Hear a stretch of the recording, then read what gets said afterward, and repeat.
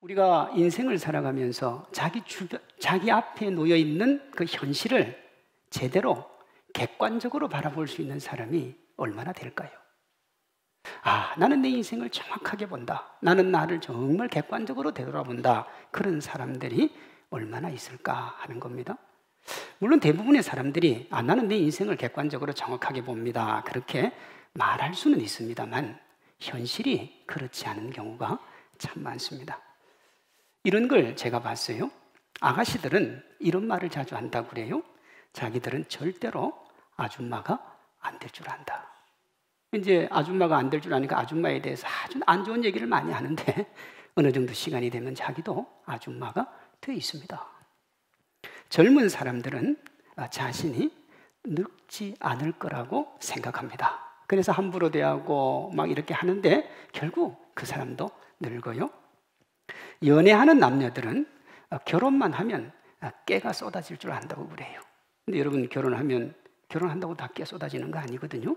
깨를 잘 만들어야 깨가 쏟아지는 거지 그저 깨가 쏟아지지는 않아요. 젊은 여성들은 남자가 쳐다보면 다 자기에게 호감이 있는 줄 안다. 근데 호감 없이 쳐다보는 것도 많거든요. 이런 말들은 현실을 객관적으로 보지 못하는 것에 대한 풍자입니다. 풍자를 해놓은 거예요. 이런 글이 인터넷에 들어가면요 엄청나요. 엄청나다는 말은 무슨 말이냐 그러면 사람들이 이 말에 공감을 한다는 겁니다. 공감을 한다는 것은 자기 앞에 주어진 현실을 제대로 직시하지 못하고 그저 자기 생각대로 틀린 것도 가지고 가는 경우가 적지 않다는 거예요. 그럼 왜 이렇게 될까요? 자기를 사랑하긴 사랑하는데 과도하게 자기를 사랑해서 그렇습니다. 너무 자기중심적이에요. 이걸 쉬운 말로 표현하면 착각입니다. 착각하고 사는 거예요. 이런 착각은 당사자에게도 손해를 가지고 오고 나중에는 허탈하고 허망하게 끝나는 경우가 대부분입니다. 이런 실수를 하지 않으면 좋지만 살다 보면 이런 실수 안 하고 살 수는 없지요. 그래서 손해를 보기도 하고요. 그러나 이런 착각의 실수를 절대로 하면 안 되는 곳이 있습니다. 절대로 하면 안 되는 곳. 그게 뭐냐 그러면 예수님 믿는 자리에서는 이런 착각을 하면 안 돼요. 예수님 믿는 것에는 절대로 정말 절대로 착각의 실수를 하면 안 됩니다. 왜냐하면요 그 삶도 무너질 뿐만 아니라 그 인생, 그 미래까지, 그 영혼까지 다 무너지기 때문에 그렇습니다. 이런 거예요. 마태복음 7장이요. 예수님이 예수님을 잘 믿었다고 자기 스스로 자위하는 사람들을 향해서 나는 너희를 모른다 그래요. 그날에 많은 사람이 나더러 이르되 주여 주여 우리가 주의 이름으로 선지자 노릇하며 주의 이름으로 귀신을 쫓아내며 주의 이름으로 많은 권능을 행하지 아니하였나이까 하리니 그때 내가 그들에게 밝히 말하되 내가 너희를 도무지 알지 못하니 불법을 행하는 자들아 내게서 떠나가라 하시니라 그랬어요. 이 땅에서 자기가 하나님 잘 믿는다고 당당하게 살았어요. 그리고 하나님 앞에 가서 죽었습니다. 주님 앞에 가서 우리만큼 주님 잘 믿은 사람이 없습니다. 그렇게 주님 앞에 이야기를 하는데 주님이 뭐라고 하느냐 그러면 난 너희들 모른다는 거예요. 난 너희들 본 적 없다는 거예요. 분명히 자기가 하나님의 백성인 것을 100% 확신을 했는데 어떻게 이런 일이 벌어졌습니까? 착각이요. 실제로는 전혀 믿음이 없었는데 스스로 잘 믿는다고 착각을 한 거예요. 착각을요. 이 착각을 하느냐 그렇지 않느냐 그럼 이게 어디서 결정되냐? 여러분 십자가에 대한 이해에서 결정이 되는 겁니다. 예수님이 지신 십자가의 의미를 분명하게 이해하고 믿으면 절대로 우리는 이런 착각에 빠지지를 않아요. 그래서 우리의 신앙생활이 종교생활이 되지 않을 수 있습니다. 반대로 예수님의 십자가 의미를 어설프게 알거나 잘 모르면 착각 속에 살다가 허탈하고 허망한 결과를 맞게 되는 거예요. 그래서 예수님이 그리스도 예수 안에서 너희가 바라는 것이 다만 이 세상의 삶뿐이면 가장 불쌍한 자라고 그런 거예요. 왜? 모르고 살아가니까요. 모르고 살다가 주님 앞에 가서 버림받을 거니까요. 오늘 본문에 우리가 겸손히 예수님을 믿어 영원한 생명의 기쁨으로 나아가게 만들어주는 예수님의 두 말씀이 나옵니다. 우리가 이 말씀의 의미를 분명하게 이해하면 절대로 착각 속에 빠지지 않고요 하나님 자녀의 행복과 기쁨을 누릴 수가 있어요. 예수님이 십자가상에서 7번 말씀을 하셨는데 그걸 가상칠언이라 그럽니다. 십자가 위에서 하신 7마디 말이에요. 오늘 본문에 나오는 내가 목마르다가 6번째 말이고 다 이루었다가 7번째 말씀입니다. 이 말씀의 의미만 우리가 분명하게 알면 절대로 예수님 믿어도 착각을 안 합니다. 먼저 내가 목마르다 하는 것의 의미입니다. 예수님이 이 말씀을 하실 때가 십자가에 못 박힌 지 거의 6시간이 다 되어 가실 때입니다. 두 손과 발에서 6시간 동안 피가 흘러내렸지요. 더 이상 펌퍼질할 여력이 남지 않은 심장으로 숨을 들이마시고 뱉을 때마다 아마 예수님의 얼굴이 고통으로 아마 일그러지셨을 겁니다.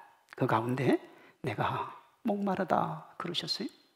아마 이건 정말 예수님이 실제 목이 말라서 목이 마르다고 했을 수도 있는 겁니다만 실제로는 그와 차원이 전혀 다른 수준의 말씀이었습니다. 예수님이 이 말씀을 하실 때 상황을 29절에 이렇게 말하죠. 거기 신 포도주가 가득히 담긴 그릇이 있는지라 사람들이 신 포도주를 적신 해면을 우슬초에 메어 예수의 입에 댔다 그래요. 여러분, 신 포도주를 우슬초에 메어 예수님의 입에 댄 게 뭘 상징하느냐 그러면 예수님의 십자가가 속죄라는 겁니다. 다시요, 속죄요. 이걸 가장 명확하게 보여주는 게 어디 있느냐 그러면 이스라엘 백성이 출애굽할 때 내렸던 10번째 재앙에 이 속죄의 의미가 들어있습니다. 10번째 재앙이 내리던 그 밤 애굽의 모든 장자가 죽임을 당했습니다. 잠시 일어나 보면 아이가 죽어 있는 거예요. 아이가 신음하다가 그저 잠시 하다가 호흡이 끊어진 거예요. 그랬어요. 그 애굽의 밤하늘에 통곡 소리가 끊이지 않았습니다. 이 집에서 통곡 나면 이 집이 그 다음 집이 끝없는 통곡 소리가 펼쳐졌는데 이스라엘 백성들이 사는 마을에는 통곡 소리가 들리지 않았어요. 한 명의 장자도 죽지 않았기 때문인데 이걸 가능하게 했던 게 뭐냐? 피와 우슬초입니다. 출애굽기 12장이요. 모세가 이스라엘 모든 장로들을 불러 그들에게 이르되 너희는 나가서 너희 가족대로 어린 양을 택하여 유월절 양으로 삼고 우슬초 묶음을 가져다가 그릇에 담은 피에 적셔서 그 피를 문 임방과 좌우 설주에 뿌리고 아침까지 한 사람도 문 밖에 나가지 말라. 여호와께서 애굽 사람들에게 재앙을 내리려고 지나가실 때에 문 임방과 좌우 문설주에 피를 보시면 여호와께서 그 문을 넘으시고, 이 넘으시고가 뭐예요? 패스오브, 유월절이에요. 멸하는 자에게 너희 집에 들어가서 너희를 치지 못하게 하실 것임이니라 그랬습니다. 하나님께서 재앙의 통곡이 있던 그 밤에 우슬초로 어린 양의 피를 문설주에 바른 집은 죽음이 접근하지 못하게 하셨어요. 그 집안에 부유한 자가 살든 가난한 자가 살든 명예가 있는 자가 살든 없는 자가 살든 권력이 있든 없든 그하고는 상관이 없어요. 그 집 문방에 우슬초에 어린 양의 피를 찍어서 바른 집은 통과가 되는 거예요. 이게 뭐냐? 속죄입니다. 속죄. 대신 속함을 입어서 우리가 구원을 얻은 거예요. 그 양의 피가 장자들을 살려낸 거예요. 여러분 이걸 기억하시면서 29절 다시 봅니다. 사람들이 신 포도주를 적신 해면을 우슬초에 메어 예수의 입에 대니. 이 바로 전에 무슨 일이 있었느냐면 주님이 유월절 만찬을 하시면서 이 포도주는 모든 사람을 위하여 흘리는 바 나의 피 뭐라고요? 언약의 피라고 그랬어요. 그러니까 이 피를 바른 거예요. 그러니요, 지금 요한은 예수님의 목마름이 육체적 갈증과는 차원이 다른 목마름이라는 걸 말하고 있는 거예요. 이 목마름은 모든 사람이 가지고 있는 삶의 목마름과 영혼의 목마름입니다. 삶의 목마름도 있고 영생의 목마름도 여기에 있는 거예요. 이걸 가장 잘 보여주는 것이 28절입니다. 예수께서 모든 일이 이미 이루어진 줄 아시고 성경을 응하게 하려 하사 그랬어요. 그러니까 이 목마르다는 말은 주님이 반드시 하셔야 되는 말이었다는 거예요. 만세전에 주님이 인생을 구원하실 때 이미 십자가가 주님 마음에 계셨단 말이에요. 그때 뭐예요? 내가 십자가 질 때 이 말은 반드시 해야 되는 거예요. 주님이 이 땅에 오셨을 때도 이 말이 기억이 나셨고 공생애를 시작하실 때도 공생애 살아가실 때도 내 생의 마지막 이 땅에서 목숨을 끊는 그날 내가 뭐 해야 돼요? 이 땅을 살아가는 모든 인생들을 향한 목마름을 주님이 외쳐야 되셨던 겁니다. 그것이 내가 목마르다 하는 말이에요. 모든 사람의 채워도 채울 수 없는 육체와 영혼의 목마름의 해결을 위해서 주님이 목마르다고 하신 거예요. 인간을 하나님의 형상이라고 하잖아요.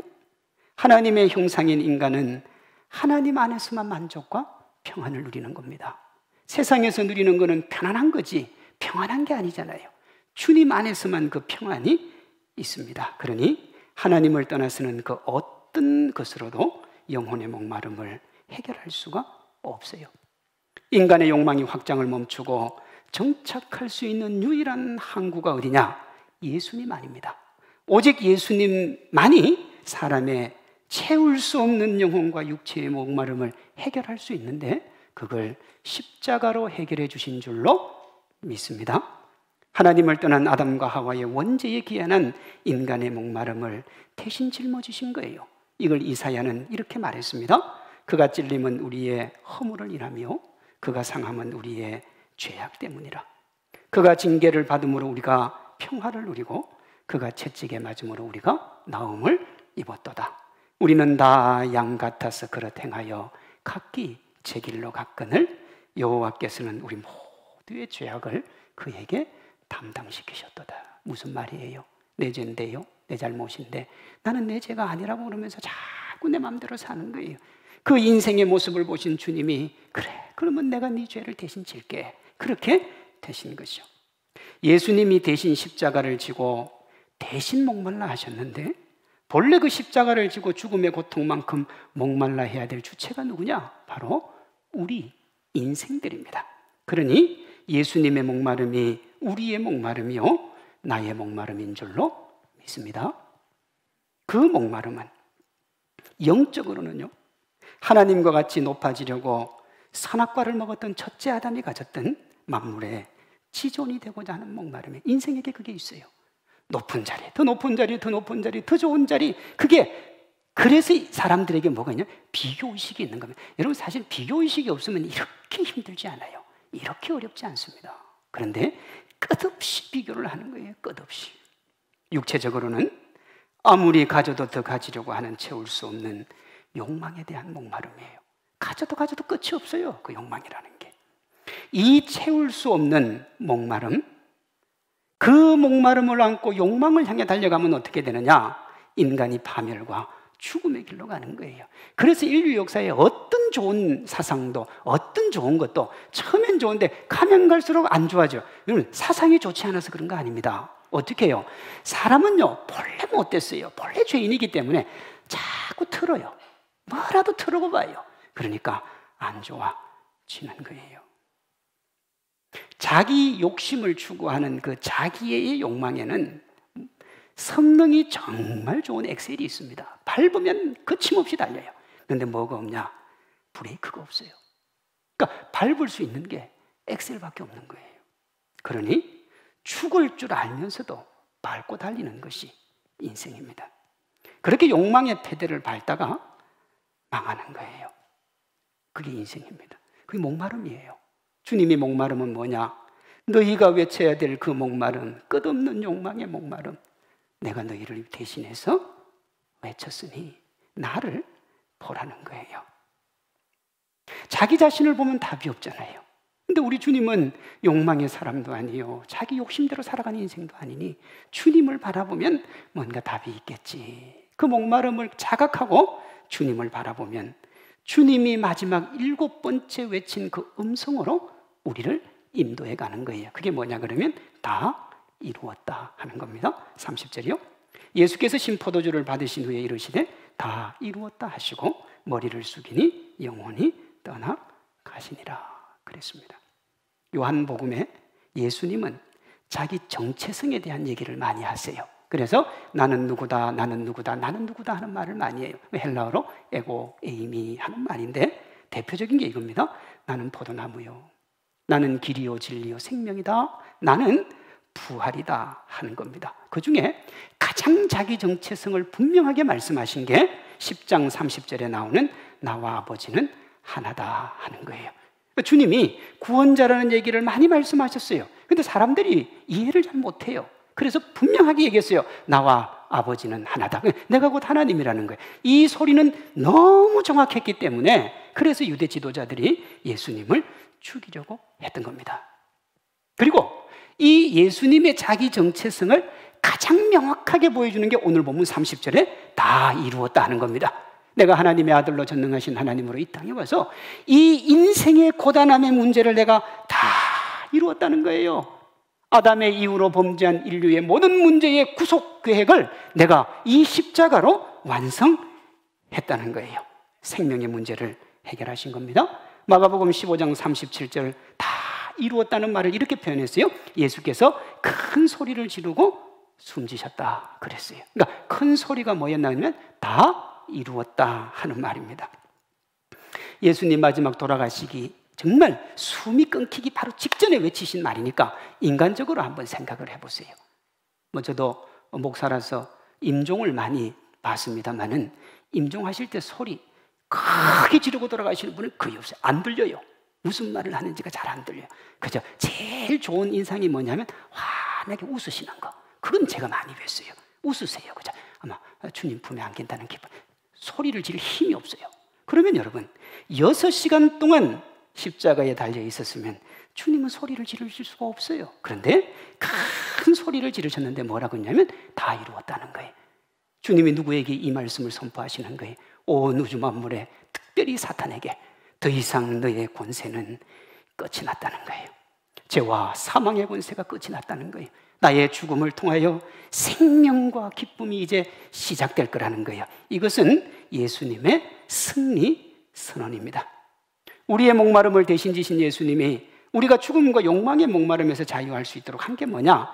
다 이루었다고 하시는 예수님의 승리 선언입니다. 물론 이 승리를 위해서 주님은 주님의 생명으로 우리의 생명을 대신하신 거예요. 제가 이런 이야기를 봤습니다.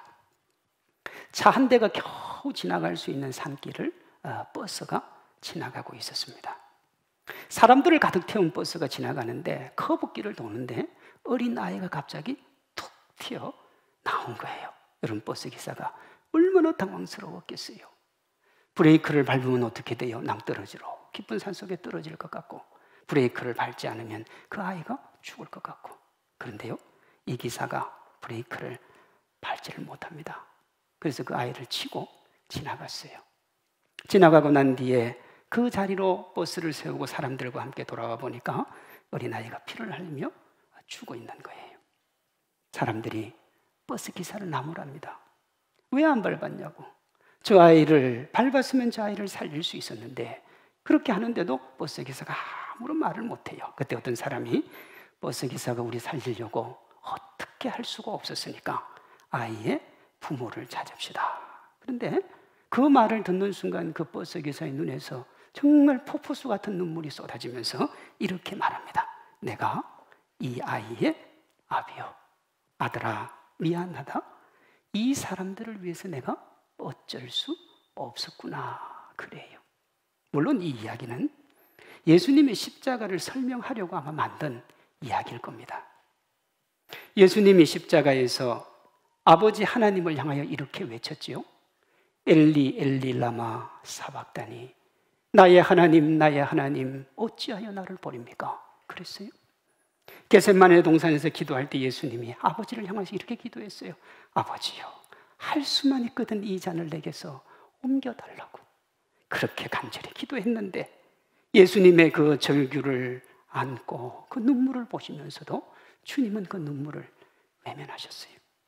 하나님이 예수님의 눈물을 왜, 그토록 사랑하는 그 아들의 눈물을 왜 외면하셨을까요? 영원히 죽어갈 수밖에 없는 저와 여러분의 인생의 고단함을 해결해 주시려고. 그것이 십자가입니다. 욕망에 놓여진 삶으로 하루도 편한 날이 없이 살아가는 우리를 주님이 아셨어요. 이 코로나19의 고통 가운데 고단하고 힘들게 살아가는 그 모습을 주님이 아셨어요. 그래서요, 갈보리 언덕의 십자가를 높이 세우고 우리를 구원해 주신 겁니다. 우리를 위해 십자가의 부끄러움을 참으신 놀라운 하나님의 은혜가 뭐냐? 그게 그리스도의 십자가입니다. 이 예수님의 목마름과 다 이루심을 알면 여러분, 절대로 그리스도인은 절대로 자기중심적으로 십자가 사랑을 받아들이다가 낭패를 당하는 착각의 주인공은 안 되게 되어 있습니다. 허영과 욕심도 부리지 않습니다. 하나님 앞에서 자신의 모습을 정직하게 보고 절대로 자신을 내세우지 않습니다.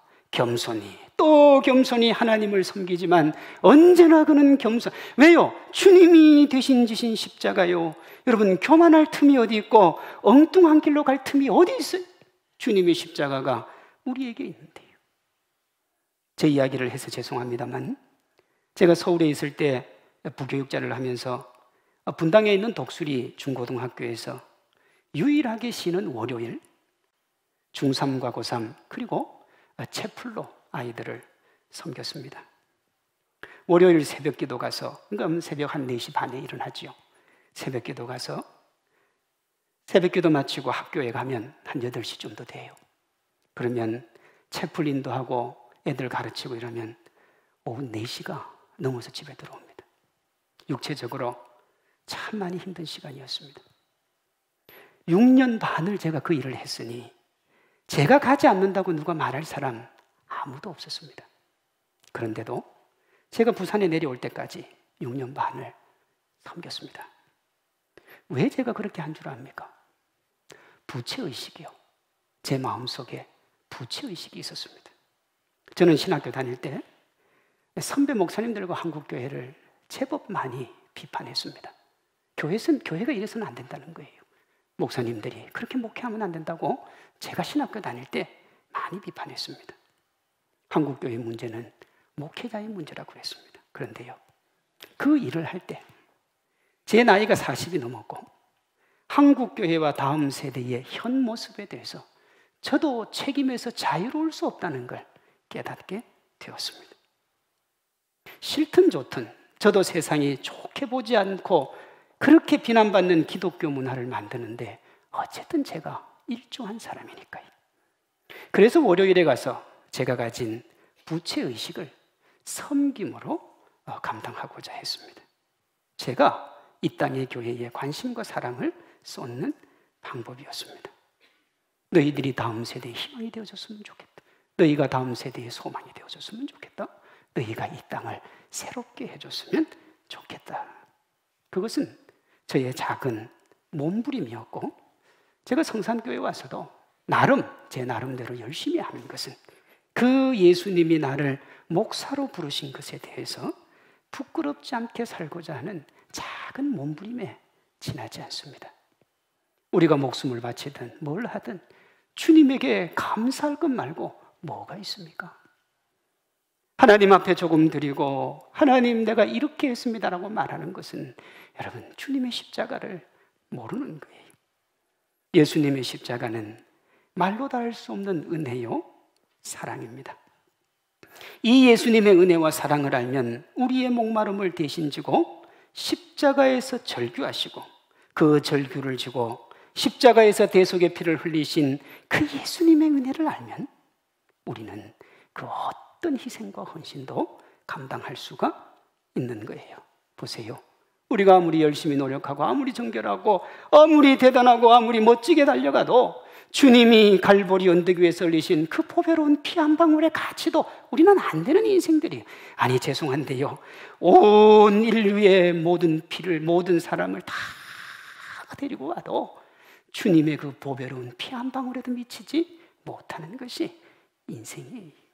그러니 사랑하는 성도 여러분, 보배로운 피로 구속함을 받은 하나님의 자녀가 하나님을 의식하지 않거나 자신의 일이 하나님의 일 위에 있으면 불편해야 돼요. 그리스도인은 그게 불편해야 돼요. 헌신하지 않으면 불편하고 기도하지 않으면 불편해야 돼요. 십자가의 은혜와 사랑을 아는 그리스도인은 주님의 나라를 위해 울고 주님의 영광을 위해 자기를 던집니다. 그리고는 겸손해요. 그렇게 살 수 있는 힘이 어디서 나오느냐? 십자가에서 나오는 겁니다. 십자가에서요. 우리 안에 가득한 욕망과 자기애에 사로잡혀 자신도 모르는 사이에 예수님을 욕망의 도구로 착각하지 않게 만드는 것이 십자가예요. 이 십자가가 어디 있는가? 골고다 언덕 위에 있어요. 골고다 언덕 위에. 주님, 그 골고다 언덕 위로 우리가 계속해서 올라가서 주님의 음성을 들어야 돼요. 우리 사랑하는 성도 여러분, 신실한 하나님 자녀의 삶을 위해 당신의 몸을 찢으시고 피 흘리고 지금도 샘솟듯 솟아나는 주님의 사랑 가득한 골고다 언덕길을 오르시기를 바랍니다. 그 언덕에서 해골같이 흉측한 자신의 모습은 보지 못한 채 전능하신 하나님의 아들을 향하여 손가락질하며 경멸하고 있는 유대 지도자들과 백성의 모습을 보면서 예수님 믿는다고 하면서 나는 예수님 욕되게 하고 있지 않은지를 돌아봐야 돼요. 예수님을 자기 비전의 성취를 이루기 위한 도구 정도로 여기고 있지 않은지를 돌아보셔야 돼요. 그렇게 자기의 신앙을 생각해야 돼요. 예수님을 찌르고 고통스럽게 하면서도 자기가 무슨 짓도 하고 있는지 몰라서 예수님의 옷을 찢어 나누던 그 병사들의 모습을 보면서 주님 앞에 나와서 욕망을 향하여 주님께 나아가고 있지 않은지 우리 자신을 돌아봐야 돼요. 죄인으로 죽는 것이 마땅하면서도 자기가 죽어가고 있는 줄도 모른 채 예수님을 향하여 죄인이라 칭했던 한평강도를 보면서 주님 앞에서 여전히 자신의 주장과 생각을 관철시키려는 완고한 모습으로 서 있지 않은지 우리 자신을 돌아봐야 돼요. 십자가를 묵상하는 것이 언제라도 의미가 있지만 사순절이 깊어가고 고난주의를 보내고 고난주의를 맞는 지금 골고다 언덕길에서 들려오는 내가 목마르다 다 이루었다고 하시는 주님의 음성은 더 특별한 의미를 가집니다. 우리가 평소보다 더 십자가를 묵상하고 내일부터 시작되는 특별 새벽 기도에 나와서 말씀을 듣고 기도하는 게 뭐냐? 그것이 골고다 언덕길을 올라가는 겁니다.